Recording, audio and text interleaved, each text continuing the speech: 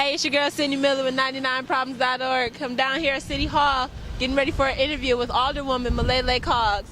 With all the things going on in Madison, one thing you're not really hearing about is the voter ID bill, which is going to keep thousands of elderly, young people, and especially people of color from being able to vote. We're here to figure out what can be done and how to educate people about what's going on.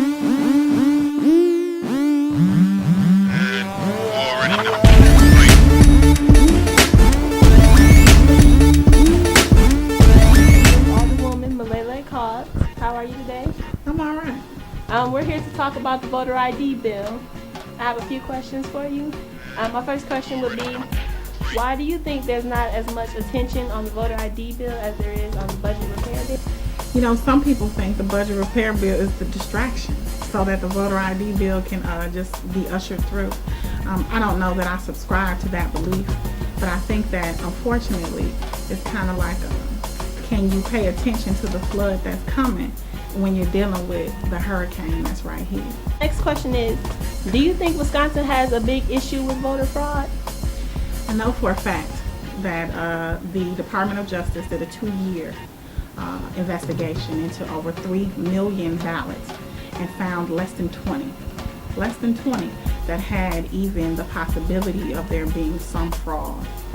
So no, out of 20 possible cases, out of 3 million, I don't think we have a major voter fraud problem. Okay, so what do you think the real reason is behind this bill? Voter suppression.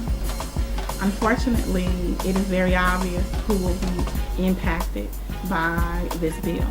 Students, the elderly, African Americans, Hispanics, and the disabled will be disproportionately impacted in Wisconsin if this voter ID bill passed. And I was going to ask you, why did you think it affects them the most?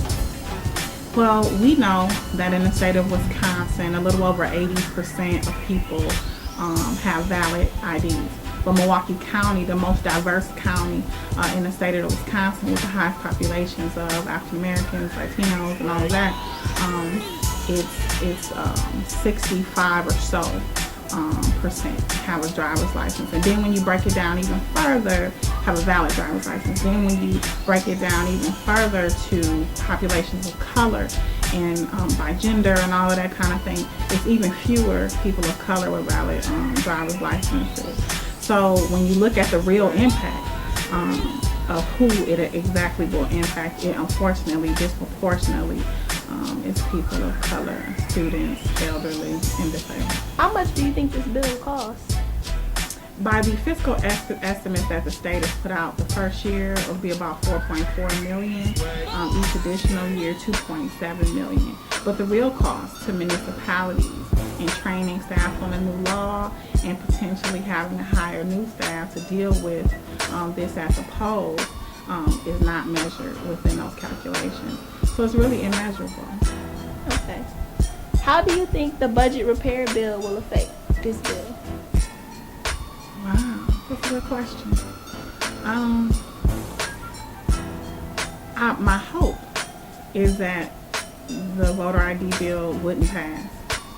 My hope is that the budget repair bill has brought enough national and local attention to the ways of this state government that it has ignited a fire within people to change government before this ID bill even gets through, or at least will allow us the opportunity with the recalls that are going on in the state of Wisconsin right now to have the opportunity to, if it passes, to be able to repeal it at some point.